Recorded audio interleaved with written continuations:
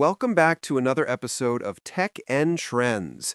It's your host, Taylor, and I'm here with my co-host, Casey. How's it going, Casey? Hey, Taylor, I'm good. Thanks for asking. Excited for today's conversation because, honestly, there's a lot to unpack here when it comes to technology and social media. Definitely. It's one of those topics that's just so relevant right now. I mean, we're living in a time where technology and social media are driving nearly every aspect of our lives. But the real question is, are we in control of it, or is it controlling us? Great question. It's something I've been thinking a lot about lately. We can't deny that technology has brought about amazing changes. Like, social media has made it easier than ever to connect with people all over the world.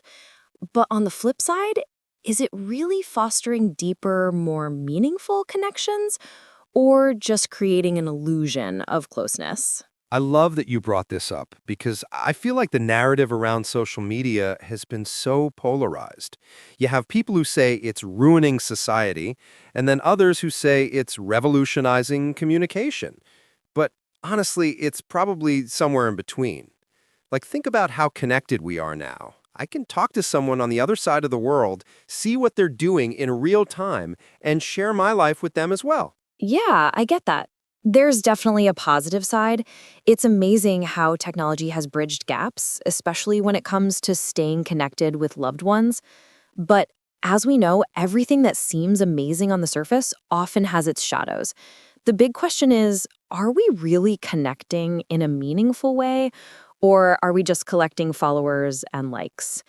We've become so accustomed to measuring our worth through digital metrics like likes, shares, comments.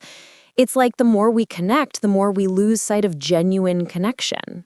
Absolutely. And honestly, I think social media has really blurred the line between what's real and what's curated.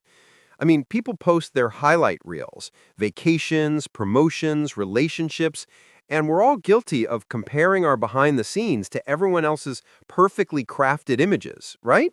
But I'll say this, social media has done something good. It's given a platform to voices that would have otherwise gone unheard. Just look at social movements like #MeToo or Black Lives Matter. Those were amplified by social media. And that, in my opinion, is powerful. Yeah, you can't ignore that. Social media has definitely had an impact on social change. But I think it's also created this environment where we have to perform. It's not just about sharing a photo or an opinion anymore. It's about presenting this curated, edited version of your life.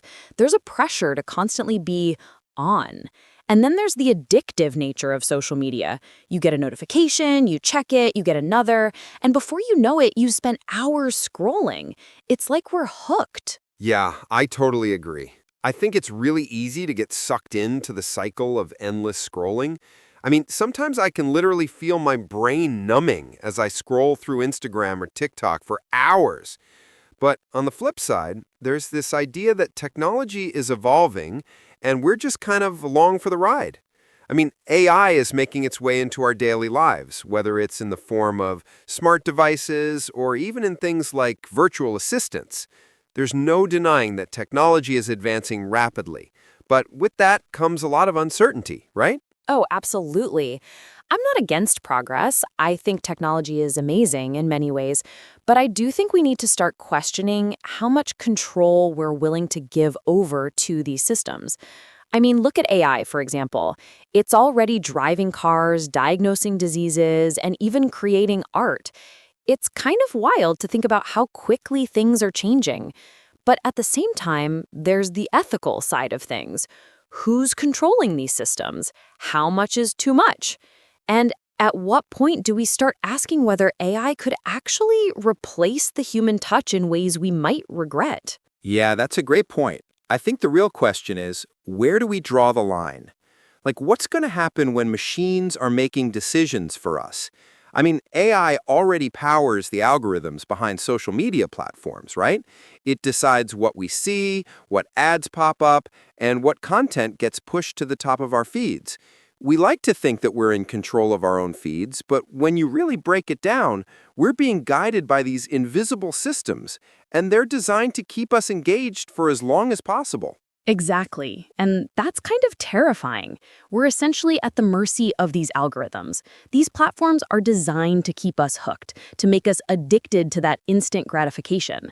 But it's like we're trading our privacy and mental well-being for convenience and connectivity. We're constantly being sold something, whether it's an idea, a product, or even an image of who we should be. Right. And as much as we talk about the cons of social media, I can't help but think of the way it's leveled the playing field in some ways. Think about how anyone can create content now, whether it's through YouTube, Instagram, or TikTok, and build a platform. You don't need a big budget or a fancy production studio anymore.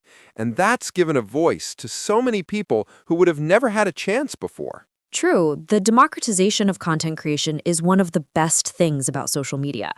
But then again, it's also made it easier for misinformation to spread. Have you ever noticed how sometimes the more outrageous a headline, the more likely it is to get shared? That's the thing that gets me, this whole culture of clickbait. People would rather share something that confirms their biases than share something that actually challenges their views. It creates these echo chambers where we're all just talking to people who think exactly like us. And that's dangerous. Totally. It's like social media is designed to confirm what we already believe rather than pushing us to think critically. That's what's scary. And with the rise of deepfakes, fake news, and the constant flow of misleading content, it's getting harder to tell what's true and what's fabricated. So in some ways, even though we're more connected, we're also more vulnerable than ever. Yeah, and the issue with all this technology is that it's moving so quickly, we can't always keep up with its consequences. Like, take the rise of online influencers. We've created an entire ecosystem where people build careers based on their social media presence. And it's almost as if that's become the new success. But is it real success? And what's the long-term effect of that on people's self-worth when it's all based on how many followers you have or how many likes you get? It's like we've created an entire society based on digital validation. And that's a pretty dangerous road to go down. But what do we do about it? How do we reclaim some of that control? Do we just stop using social media entirely? Do we give up our tech-driven conveniences? Honestly, I think it's about finding a balance. We can't just ignore technology. It's too embedded in our daily lives. But we can start being more intentional with how we engage with it. Maybe it's about creating boundaries, limiting screen time, curating the content we follow, and honestly questioning whether we're really getting value from our social media use. I think if we start approaching it more mindfully, we can avoid the worst parts of it. But that requires a shift in how we think about technology in general. We need to remember that we are the ones in control, not the other way. That's a solid approach. Mindfulness is the key. The tech is here and it's not going anywhere, so it's up to us to navigate it in a way that adds value to our lives instead of just detracting from it. That's the thing, though, isn't it, Taylor? Technology is so deeply integrated into every part of our lives now. It's hard to imagine living without it. I mean, think about the fact that we don't even have to leave our homes to get food, to work, or to socialize. It's all at our fingertips, literally. But at the same time, it's made us more disconnected from the real world. I mean, I've caught myself sometimes at dinner just scrolling through my phone, and I'm like, wait, what am I even doing? Yeah, I've been there too. Sometimes I feel like my attention is just split in a million things at once. I'm scrolling through Twitter while texting someone on Instagram, checking an email, and trying to catch a YouTube video all at the same time.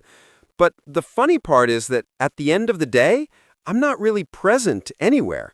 I'm scattered. Exactly. It's like we've lost the ability to truly focus. And don't even get me started on notifications. I know some people who literally have their phones set to buzz every time they get a notification. It's like we're training ourselves to react instead of think or engage deeply. And the more we do that, the less time we have for deep work, meaningful relationships, or just being with ourselves and being with others. That's so true. And it's not even just about getting distracted. It's also the mental toll it takes. Social media in particular has a way of weighing on people's minds. Constant comparisons, self-esteem issues, anxiety. I think a lot of it stems from trying to live up to these digital standards that don't reflect reality. Like, if I compare myself to the influencer on my feed, I can start to feel like I'm falling short. And I know I'm not the only one who's felt that. Yeah, and honestly, this is a problem that's exploding right now. I've read some studies that show how social media is tied to higher levels of depression and anxiety, especially among younger people. There's this constant pressure to look perfect, be successful, or have the best life. It's no wonder that people feel bad about themselves when they're seeing these unattainable versions of success being blasted in their face every day. And let's not forget the rise of FOMO, fear of missing out. Every time I scroll, I see someone on an amazing trip or achieving something big. And for a split second, it makes me wonder, why am I not doing that? What am I missing out on? It's a hard thing to shake off, but it's always lurking in the background. And it doesn't help that the more we engage with that type of content, the more the algorithm feeds us the same type of posts, so we're constantly reminded of what we don't have. Right. And then there's the other side of social media that's almost like a distorted mirror. People are more selective about what they post, showing only the good parts of their lives while hiding the struggles or imperfections. It's like we've created these filtered versions of ourselves online. But when everyone's doing the same thing, it makes it even harder to feel authentic. We're constantly curating our own personal brands instead of just being ourselves. Exactly. And the worst part is, some people become addicted to those likes and comments. The validation feels so good, but it's temporary. It's like a quick hit of dopamine. And when you don't get the response you expect, it can really mess with your sense of worth. It's all about validation, and I don't think that's a healthy cycle. Yeah, and I think this is a big issue for younger generations. They're growing up in a world where social media is just the way we interact with others. For them, having followers or likes is a measure of social success. It's become so ingrained in the culture that they can't separate their real selves from their online selves. It's like they're living in two different worlds, and that's gotta be tough. Totally. And I think we both agree that this is a huge issue, but it's not all bad, right? Social media and technology have a lot of benefits. It's opened up the world in ways we never imagined. I mean, without social media, I never would have found a community of people who share my interests in tech, or honestly, people who share similar life experiences. It's been a way to connect with others in a meaningful way, even if it's not face-to-face. Yeah, I think that's the silver lining. It's not all bad. Social media can help us find like-minded communities, learn new things, and even make real-world change. Just think about how some activists have used it to spread messages and mobilize support. Look at Greta Thunberg, for example. She's used social media as a tool to advocate for climate change and make real, lasting impacts. Social media can definitely be a powerful force for good if it's used intentionally. I'm glad you brought up social activism because I think this is where social media really shines. The fact that people can use their voices to raise awareness about social issues is huge. It's not just about entertainment or personal validation anymore.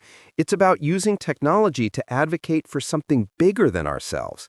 But with that said, we have to be aware of the dangers of misinformation. It's easy to get caught up in viral trends, but not everything that spreads on social media is true. Exactly. I think the responsibility falls on both the tech companies and us as users to be more mindful of what we're sharing. But that's the challenge, right?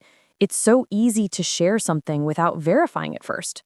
It's funny you mention that because I was just talking about this with a friend yesterday.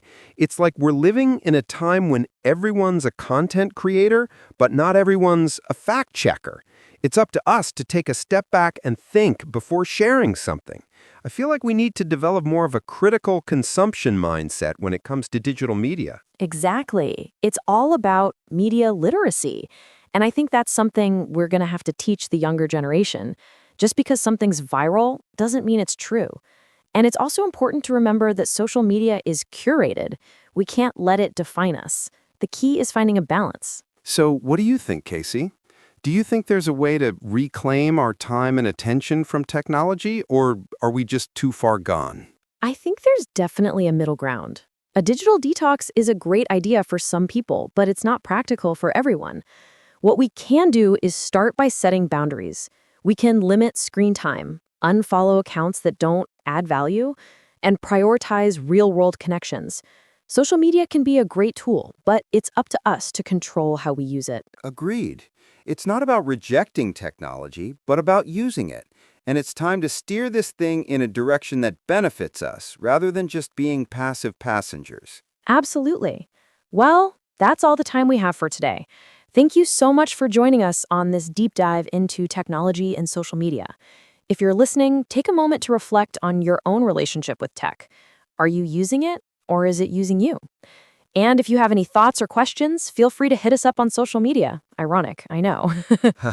Exactly. But seriously, let us know your thoughts. And be sure to subscribe to the podcast for more conversations like this. Until next time.